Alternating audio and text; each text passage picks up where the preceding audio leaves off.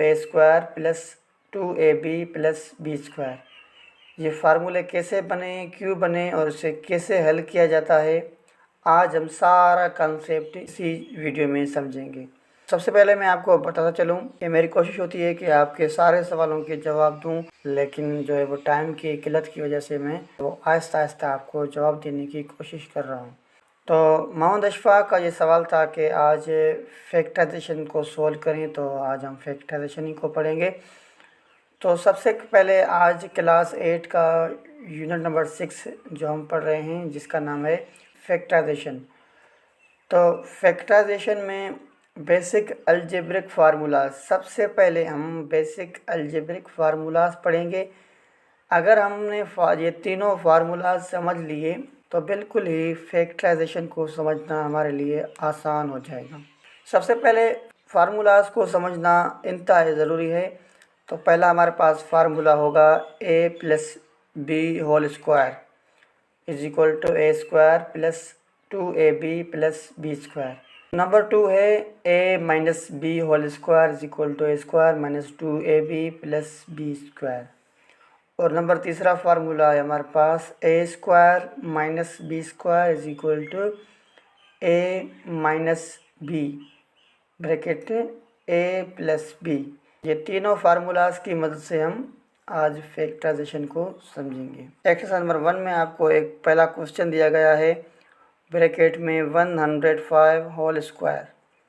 तो इसे सोल्व करते हैं पहले और समझते हैं कि इसे कैसे सोल्व किया जाता है। फैक्टराइजेशन का प्रॉब्लम सोल्व करने के लिए आपको सबसे पहले फार्मूला की मदद लेनी पड़ेगी, यानी आपको 3 स्टेप जो है वो फॉलो करने पड़ेंगे। स्टेप नंबर 1, स्टेप नंबर 2 और स्टेप नंबर 3। तो आप बिल्कुल ही आराम से आप फैक्टराइजेशन को सोल्व कर पाएंगे। स्टेप नंबर 1 में कोई भी आपको एक टर्म दिया जाएगा, एक दर्जा दिया जाएगा, आपको उसे 2 हिस्सों में करना है।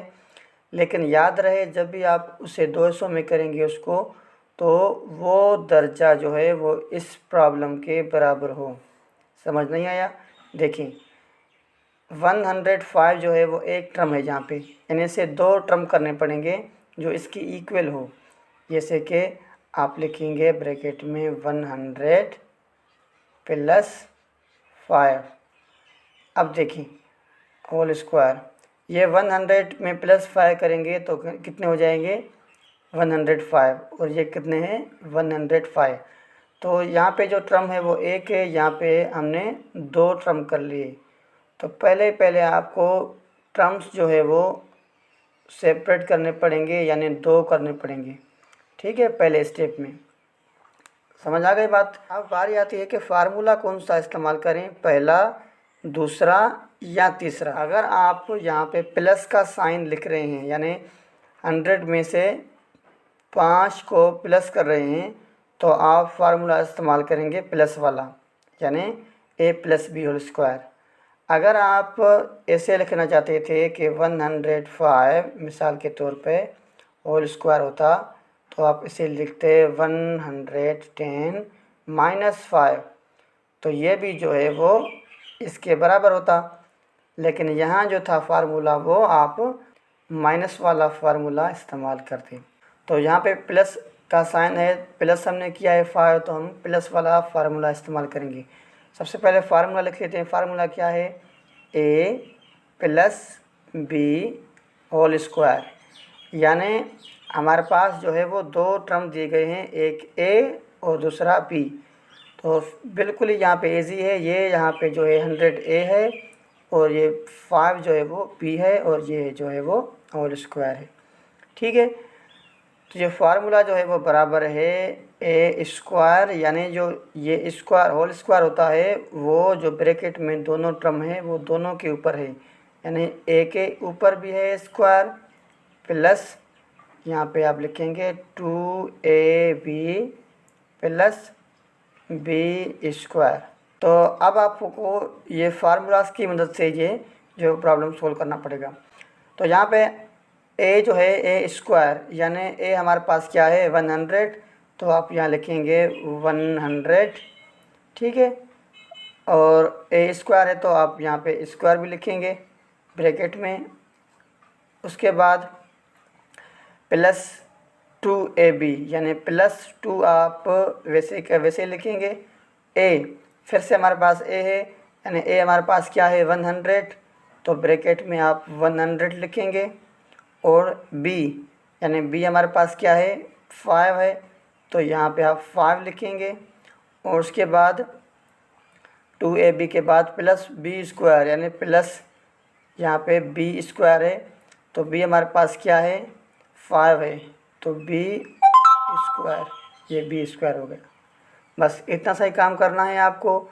और आगे आपको ये जो साइंस नज़र आ रहे हैं आपको, ये एक आपको ख़त्म करनी है। अब आप इसको ख़त्म करें तो 100 के ऊपर होल स्क्वायर है, तो उसका मतलब 100 × 100 यानी आपको 100 × 100, अगर 100 को मल्टीप्लाई करेंगे 100 के साथ तो आपको मिलेंगे 10,000। ठीक है, प्लस यहाँ पे कोई साइन आपको नहीं नज़र आ रहा, मतलब यहाँ पे मल्टीप्लाई की साइन है, तो 2 को मल्टीप्लाई करेंगे 100 के साथ तो 200 हो जाएगा। और फिर से आपको यहाँ पे कोई साइन नज़र नहीं आ रहा, मतलब यहाँ पे मल्टीप्लाई की साइन है, तो 200 × 5 करेंगे तो 1000 आपके पास आंसर आ जाएगा। और उसके बाद प्लस b² यानी b² का मतलब होता है स्क्वायर जिस नंबर के भी ऊपर होता है तो उसको 2 मरतबा मल्टीप्लाई करना पड़ता है बेस के साथ। आपको मैं पहले बता चुका हूँ। 5 × 5 = 25, यानी यहाँ पे स्क्वायर को ख़त्म करेंगे तो 25 आ जाएगा। अब आपको एडिशन करनी पड़ेगी, यानी 10,000 में 1,000 ऐड करेंगे तो 11,000 हो जाएंगे। 11,000 और 25, 11,025, ये इसका जो है वो आंसर हो जाएगा। ठीक है, मैं आपको क्विक रिव्यू करूँ ताकि आपको समझ में आ सके। तो पहले स्टेप में हमने क्या किया, 2 टर्म्स किए, यानी यहाँ पे एक टर्म हमें दिया गया था, उन्हें 2 टर्म में तब्दील किया। ठीक है, यानी a + b वाला फार्मूला। अब अगर ये इक्वलिटी करने के लिए, यानी ये बराबरी करने के लिए हम 5 या 6 या कोई भी नंबर प्लस करते हैं तो यहाँ पे फार्मूला प्लस वाला इस्तेमाल होगा। अगर माइनस करते हैं तो माइनस वाला फार्मूला आपको इस्तेमाल करना पड़ेगा, यानी 2 टर्म्स करने पड़ेंगी। और उसके बाद आपको क्या करना पड़ेगा, यानी ये प्लस वाला फार्मूला अगर प्लस होगा या माइनस वाला फार्मूला अगर माइनस होगा। तो नंबर 3 में बार्डमास यानी डेमास रूल इस्तेमाल करना पड़ेगा। डेमास रूल यानी यहाँ पे तो सिर्फ प्लस का साइन दिया गया है, अगर यहाँ पे 4 या 5 सिंबल्स होते यानी प्लस माइनस और जो है वो मल्टीप्लिकेशन और डिवीजन होती तो आप डेमास रूल के मुताबिक उसे सोल्व करते। और लास्ट में जो है नंबर 4 में आपको प्रूफ होगा। प्रूफ यानी कैसे पता चले आपको कि हमने ये प्रॉब्लम जो है वो सही सोल्व किया है या गलत सोल्व किया है। ये जो आपको पहला ही टर्म दिया गया था उसको आप 2 दफ़ा मल्टीप्लाई करें, यानी 105 × 105 करेंगे। अगर ये जो आपने आंसर निकाला है उसी आंसर के साथ ये मैच हो रहा है, यानी वही आंसर आ रहा है, तो आपका प्रॉब्लम ठीक होगा। तो अगर इसे सोल्व करेंगे तो 105 × 105 = 12,025 होगा। अगर इसमें कोई भी सवाल है तो आप मुझसे पूछ सकते हैं। और लास्ट में आपको फिर भी यही कहूँगा कि 3 फार्मूलाज जो हैं उसे आप बिला शक रट लें, क्योंकि जब तक आपको ये फार्मूले नहीं आएंगे तब तक आप कोई भी प्रॉब्लम सोल्व नहीं कर सकते।